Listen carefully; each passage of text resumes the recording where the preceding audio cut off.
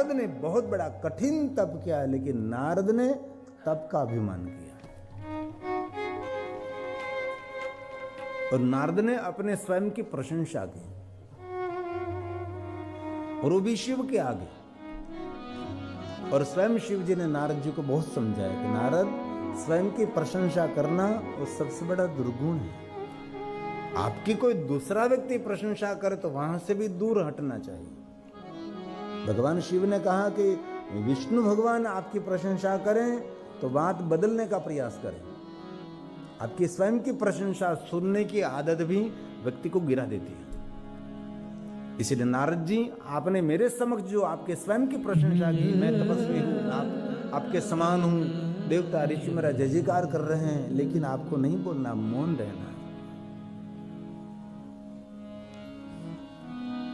इसलिए बहुत परम ज्ञानी होगा वो मौन रहेगा, विद्वान मौन रहेगा, चतुर मौन रहेगा। मौन से बहुत कुछ मिलेगा आपको। शेर भी शिकार करता है, वो भी मौन होकर ही करता है। सिंह कभी शिकार के समय बोलता नहीं, एकदम मौन रहता है, उसके पैर की आवाज भी नहीं आती। इसलिए कोई बहुत बड़ा काम करने के लिए आप जा रहे तो मौन रहे। दीवाल को भी कान होते हैं। जीवन का रहस्य भरी हुई बात, जीवन का रहस्य, जीवन का राज, बिजनेस की मोनोपोली किसी को दिखानी नहीं चाहिए। सिर्फ आपके वारसदार है उनको दिखानी चाहिए, अथवा अधिकारी है उसको दिखानी चाहिए। इसलिए प्रसाद की मोनोपोली दूसरों को नहीं दिखाना चाहिए, जो परंपरा में है उसको ही दिखाना चाहिए कि उसकी मोनोपोली है, क्योंकि फॉर्मूला होती है सबकी। इसलिए बहुत कुछ बोलने में हमारा भला नहीं है। और बहुत हृदय से एक बात कहूँ छू, સુખની વાતો તો સૌ સાથે કરી શકાય છે, પણ દુઃખની વાતો તો જે આપણા દુઃખને જાણતા હોય ને એને જ કરી શકાય છે. દુનિયાની ધન સંપત્તિ અપાય, પટારો અપાય, પણ કોઈને પેટ ન અપાય. પૂરા અનારે મળે તો રાવું રેડીએ. એટલે જેને તેની સામે આંસુડા નહીં પાડવાના. કોઈ પણ પૂછે એમ જ કહેવાનું મજામાં છે, લહેર છે લહેર. આગળ જ ભજીયા ખાઈને આવ્યો છે ઘરે, આગળ જ શેરો ખાધો છે, માલપુઆ ખાધા, પછી ભલે ઘરમાં ટાઢો રોટલો ન હોય. આપણું ગુજરાતી ભજન છે, હેજી પૂરા રે મળે તો રામ રે,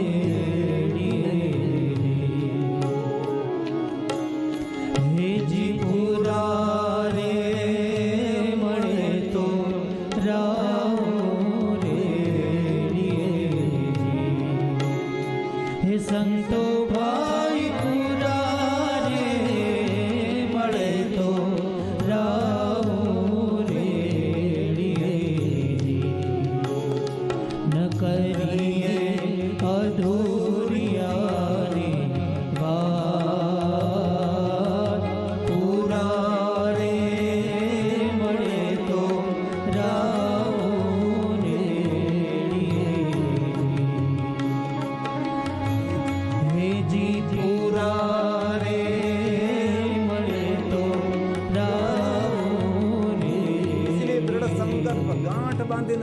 સમજી લેવાનું છે. જેને તેને આપણા જીવનની વાતો ન કરાય. ભગવાન શિવજી नारद ने समझावे, गोप्यम गोप्यम सर्वथा है नारद, जीवन की रहस्य और रहस्य भरली बात जितनी हो सके इतनी गोप्य रखी. लेकिन स्वयं शिव की बात नारद ने नहीं मानी. उसका कारण एक ही है कि नारद के हृदय में अहंकार का बीज अंकुरित हुआ था. अभिमानी व्यक्ति का स्वभाव रहता है दूसरों की कभी बात नहीं मानते, कभी नहीं. वो उनकी मनमानी करते, गिरते तब पता लगता है तो उसने कहा था सत्य था. यह अभिमानी का स्वभाव रहता है. और नारद जी सबको कहते फिरे और भगवान विष्णु के आगे जाकर अपने स्वयं की प्रशंसा करने लगे. विष्णु भगवान समझ गए कि मेरा भक्त नारद इतना अभिमानी, इसलिए विष्णु भगवान ने नारद के सुर में सुर मिला दिया. अभिमानी व्यक्ति का कभी अनादर नहीं करना चाहिए, बहुत खतरनाक होता है वो. इसलिए भगवान विष्णु जी ने नारद जी को सलाह सूचन भी नहीं किया कि नारद जी ये गलत है. नहीं, नारद जी आप जैसे कौन हो सकते हैं, आप तो बहुत महान हैं। नारद विष्णु भगवान के मुख से नारद अपनी प्रशंसा सुनकर नारदो गर्वितो मुने, नारद के अभिमान में वृद्धि होने लगी। एक तो नारद अभिमानी थे और इनमें भी विष्णु भगवान ने प्रशंसा की और अभिमान बढ़ गया। बाद में नारद की बहुत सुंदर कथा है। अभिमान युक्त नारद जी मायरनिवित नगर में गए। शिलनिधि राजा उसकी पुत्री विश्व मोहिनी उसके साथ विवाह करने के लिए संकल्प हुआ। भगवान विष्णु के पास से उसने रूप मांगा, लेकिन स्वरूप नहीं मांगा, रूप मांगा। बाह्य देखो, निजता एक मौलिकता होती है। दूसरे जैसे आप दिखाई सकते हैं, लेकिन दूसरे जैसा स्वभाव नहीं बनता। और विश्व मोहिनी के साथ विवाह करने के लिए नारद जी गए और वहां भगवान महादेव के गण दो बैठे थे। उसने कहा कि नारद क्यों गर्व करते हैं, आपका मुख जरा तल्ली पशु स्व मुखम, आपका स्व का मुख जरा देखिए, जल में देखिए।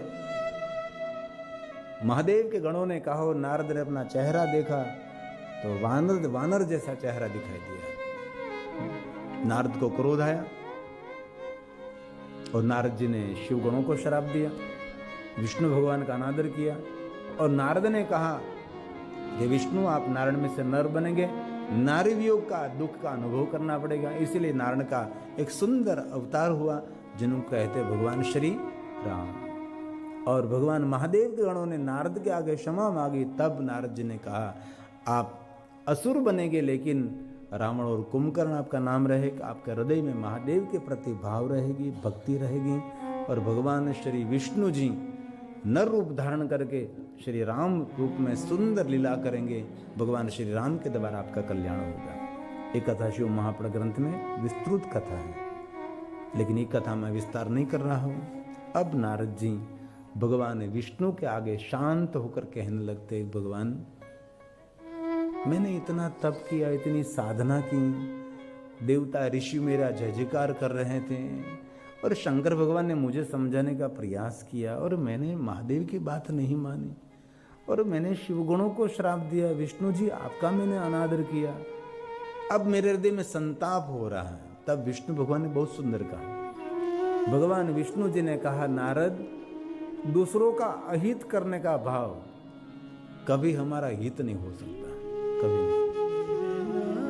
जितने दूसरों के प्रति कल्याण का भाव, दूसरों के प्रति सुख का भाव, इतना ज्यादा सुख मिलता है। इसलिए नारद जी कभी दूसरों को श्राप नहीं देना चाहिए। जब दूसरे को श्राप देते तब उनका तो अहित हो न हो, लेकिन हमारा अहित होना प्रारंभ हो जाता है। नारद आज से कभी गलती नहीं करनी चाहिए। नारद आपने क्रोध किया,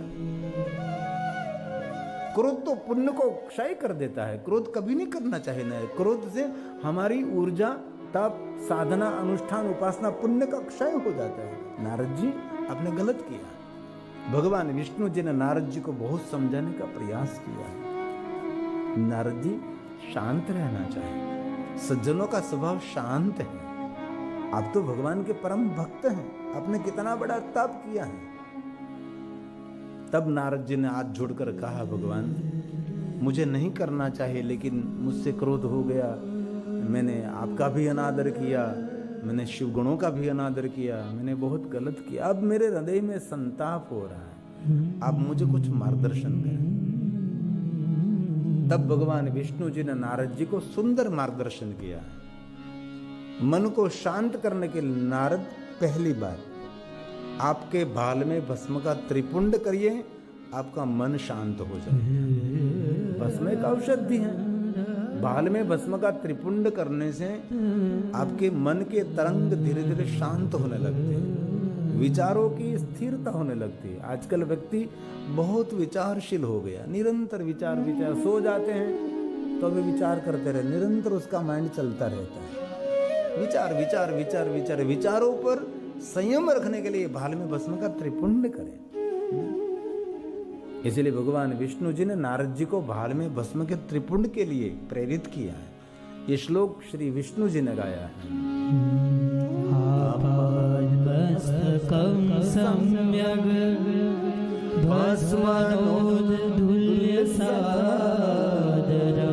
आदर के साथ आपके बाल में भस्म का त्रिपुंड करिए। अनुभूति करना, कभी आप घर में भगवान की पूजा के लिए बैठे हैं, इससे पहले बाल में भस्म का त्रिपुंड करिए, बाद में पूजा करने के लिए बैठिए। मानसिकता कुछ अलग दिखाई देगी आपको, कुछ मानसिकता जुदी लगेगी आपको। और भस्मा नहीं है तो आंखें भाल में चंदन लगाए। चंदन डब्बी वाला चंदन नहीं, पहला काष्ट से घिसना पड़ता है, जो तख्ते पर जो काष्ट का ઓરિસો જેને કે આપણે ઓરિસા પર સુખડનું લાકડું આવે, ચંદનનું, તેને ઘસવું પડે છે, તાકાત લગાવીને તેમાં કેસર મિશ્રિત કરો તો આવો કલર થઈ જાય. ગંગાજલ મિશ્રિત ભાલમાં ચંદન પૂરા કપાળમાં લગાડીને પૂજા કરવા બેસો, તમારું મન વિચલિત થશે તો પણ મન શાંત થવા લાગશે. આ આપણે ઋષિમુનિઓનું મોટું વિજ્ઞાન છે, આને મનોવિજ્ઞાન કહેવાય છે. બાકી મંદિરમાં બેસી કેવો મન શાંત થાય છે આપણું? હાથમાં માળા હોય પણ આપણે કોકના માળામાં પડ્યા હોય. એવું જ થાય ને, જે માળા કરતા એને ખબર, આમ માળા કરતા આપણે ક્યાંય ને ક્યાં આમ ઘૂમતા ફેરતા હોય, એનું મોઢું પલક પલક કેવા કેવા વિચાર ક્યાં ક્યાં પહોંચે એની ખબર નથી પોતાને. પાછી ખબર પડે કે આ માળા. અને ઘણા તો માળા કરતા હોય ને તો આમ માળા કરતા કરતા વાર લાગે ને, મેર આવે ને થોડીક વાર હોય ને તો જો કે ભયોત નથી ગયો ને ત્યાં એમ માળા કરે. આમ માળા કરતા કરતા શું કેટલો કાઘો છે, કેટલો કાઘો છે, આમ ધ્યાન રાખે. કારણ કે અહીંયા આવે એટલે પૂરું કરવાનું, એટલે આ કોઈ રીતે આવે જ નહીં. એટલે 2 વાર માળા કરતા કરતા જોઈ. જે લોકો માળા જપ કરતા તેને અનુભૂતિ હોય, બાકી જેને માળા પકડી જ નથી એના તો કઈ અનુભવ હોય જ નહીં. સાચું બોલજો, માળા કરી ત્યારે બહુ વિચાર આવે કે નહીં? એટલા વિચાર આવે. હવે પ્રશ્ન એ થાય કે માળા કરવી કે વિચાર કરવા? ચારો તરફથી જાણે મોબાઈલનો ટાવર ન હોય, એટલા વિચાર ચારો તરફથી થોટ આવતી હોય છે. એના માટે ભાલમાં ભસ્મનું ત્રિપુંડ કરો અથવા ભાલમાં ચંદન લગાડો. ચંદનથી વિચારો શાંત થવા લાગે, ભસ્મથી પણ વિચારો એકદમ શાંત થવા. કારણ કે ભસ્મથી નાશવંત, નકારાત્મક વિચારો નાશ પામે છે અને સકારાત્મક વિચારોની ઉર્જા આપણને પ્રાપ્ત થાય છે. રોજ માળા તો કરવી જ જોઈએ. રોજ કોઈ પણ સમયે થોડા વહેલા ઉઠી ભગવાનને આગળ બેસી આસન લગાવી હૃદય બરોબર માળા રાખવાની. જે આપનો ઈષ્ટ મંત્ર હોય, ઈષ્ટના મંત્રની માળા કરી. એવું નથી કહેતું કે આપ ઓમ નમઃ શિવાય જાપો, તમને જે ઠીક લાગે તે. અંતે તો દરેક કિરણો સૂર્યમાંથી જ નીકળે છે. અંતે તો આપણું સ્થાન તો ભગવાન શિવ છે. તેથી કોઈ પણ મંત્ર, કોઈ પણ દેવી દેવતા તમને જે ઠીક લાગે એ લે, પણ માળા કરો. એ મોટું વિજ્ઞાન છે. ધીરે ધીરે મન શાંત થઈ જાય છે. હૃદય બરોબર માળા રાખવાની. ખુલ્લી રાખી શકો, ગૌમુખીમાં રાખી શકો. માળા કરો ત્યારે દ્રષ્ટિ નાક ઉપર રાખો. ઓઠથી કાન સુધી અવાજ સંભળાય એટલા અવાજથી બોલો, જેથી મનનું એક લક્ષણ છે, મન હંમેશા ધ્વનિ સાથે જોડાયેલું હોય છે. જે બાજુ અવાજ આવે એ બાજુ આપણું મન પહોંચે, એ બાજુ આપણી નજર જાય. કારણ કે મન ધ્વનિ સાથે, એટલે અવાજથી બોલશો તો હંમેશા વિચારો ઓછા આવશે. જો તમે મનમાં બોલશો તો વિચારો વધારે આવશે. એટલે પહેલાં શરૂઆતમાં એ વાચિક જપ કરવાના, વાણીથી બોલવાનું, પછી હું માનશું, ને પછી માનસિક, પછી તો થયા જ કરે. પછી વિચારોને અંકુશ નહીં રાખવો પડે, આપોઆપ વિચારો શાંત થઈ જશે. તેથી ભગવાન વિષ્ણુજીએ નારદજીને કહ્યું કે આપના ભાલમાં ભસ્મનું ત્રિપુંડ કરો, તમારું મન શાંત થઈ જશે. અને ભગવાન શિવ પરંપરામાં ભસ્મનું ત્રિપુંડ શ્રેષ્ઠ છે. દરેક દેવતાઓ ભસ્મનું ત્રિપુંડ કરે છે, દરેક ઋષિમુનિઓ ભસ્મનું ત્રિપુંડ કરે છે, બ્રહ્માજી સ્વયં ભસ્મનું ત્રિપુંડ કરે છે, વિષ્ણુ ભગવાન ભસ્મનું ત્રિપુંડ કરે છે, ભગવાન રામજી પણ પોતાના બાલમાં ભસ્મનું ત્રિપુંડ કરે, દ્વારકાધીશ ભગવાન કૃષ્ણજી પણ ભસ્મનું ત્રિપુંડ કરે છે. શિવ મહાપળ ગ્રંથમાં આ બધું જ વર્ણન છે. સૌએ ભસ્મનું ત્રિપુંડ કર્યું છે. ભસ્મનું ત્રિપુંડ એક મહાવિજ્ઞાન છે. ભસ્મ એટલે નાશવંત. ભસ્મનું સાચું નામ છે વિભૂતિ. भस्म का सही नाम जिनको कहते हैं विभूति. देवताओं महादेव ने पूछू હતું કે મહાદેવ, કે તમે તમારા અંગ ઉપર ધારણ કરો છો એ તો વિભૂતિ છે, તો અમે શું આ વિભૂતિને ભસ્મ શા માટે કહીએ છીએ? ત્યારે શંકર ભગવાને કહ્યું હતું કે હું જે મારા અંગ પર ધારણ કરું છું એને વિભૂતિ કહેવાય છે. પણ વિભૂતિને ભસ્મ એટલા માટે કહેવાય છે કે જે માણસ અંગ પર વિભૂતિને ધારણ કરે છે તેના જન્મ જન્માંતરના પાપ બળીને ભસ્મ થાય છે, તેથી તેને ભસ્મ કહેવાય છે. એક જન્મની જન્માંતરના પાપોને બાળીને ભસ્મ કરે છે. તેથી આપણે વિભૂતિને ભસ્મ કહીએ છીએ. એટલા માટે ભસ્મ કહેવાય છે. ભગવાન શિવજી પોતાના અંગ પર ભસ્મને ધારણ કરી અને દુનિયાને કહે છે કે હે મનુષ્ય, જરા સાવધાની રાખજે. જે તારે આંખો દ્વારા જોવે છે એ બધું તો નાશવંત છે જ, પણ સુંદર રૂડું રૂપાળું શરીર જેને ખૂબ હાંચવું છે એ પણ આજને તો કલ એ ભસ્મ છે. સાર તત્વ તો ભસ્મ છે. એ શિવજી समझावा मांगे છે. इसलिए भगवान महादेव जी अपने अंग पर भस्म को धारण करके जगत को एक बड़ा संदेश देना चाहते हैं. आ भस्म नो मंत्र है. ओम अग्नि के भस्म, वायु के भस्म, जल में के भस्म, स्थल में के भस्म. जे का आपकी आंखों के द्वारा देख रहे सब कुछ नाशवंत है, ऐसा भाव है.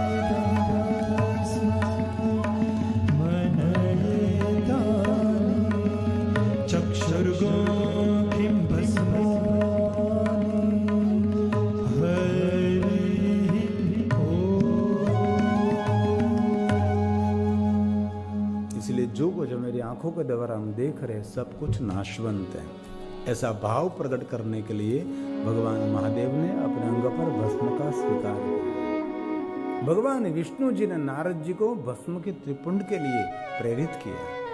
और दूसरी बात भगवान विष्णु जी ने नारद जी को कही कि नारद, सर्वश्रुति श्रुतम शैवम मंत्र जपक षडक्षरम. नारद जी, आप पंचाक्षर मंत्र का जाप करो, आपका मन शांत हो जाएगा. आपकी मन की जो तरंगे हैं ये भगवान शिव के चरणों में स्थिर हो जाएगी.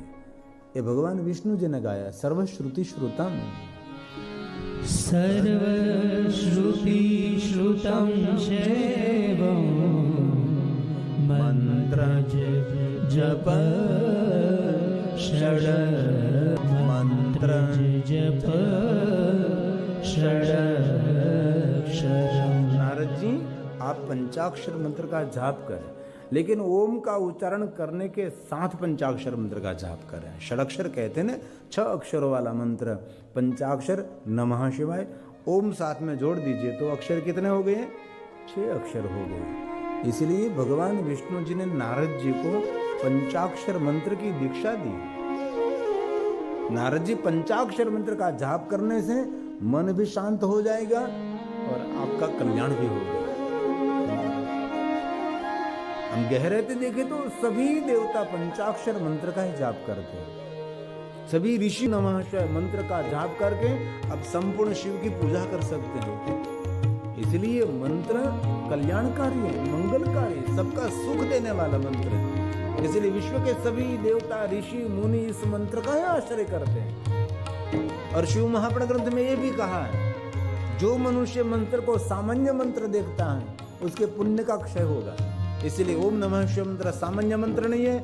महादेव कोई सामान्य देव नहीं है, महादेव देवों का देव है. और पंचाक्षर मंत्र सभी मंत्रों का पिता है, सभी मंत्रों का उद्गम स्थान है, वहां से सभी मंत्रों का जन्म हुआ है. यही पंचाक्षर मंत्र, यही ओम नमः शिवाय. इसलिए आज से दृढ़ संकल्प करें. हलता चलता बेचता उठता खाता पीता उठता जागता घर में वन में शमशान में कोई भी अवस्था में इस मंत्र का आश्रय करें. प्रयोग तो करें, ऊर्जा बढ़ने लगेगी, मनोबल दृढ़ हो जाएगा. जो हमारा मन थोड़ा पीछे हो रहा है उस आगे चलने लगेगा. आपका बहुत कार्य होने लगेगा. ये मंत्र में अद्भुत शक्ति है. इसलिए भगवान विष्णु जी ने नारद जी को ओम नमः शिवाय मंत्र दिया है, पंचाक्षर मंत्र दिया है.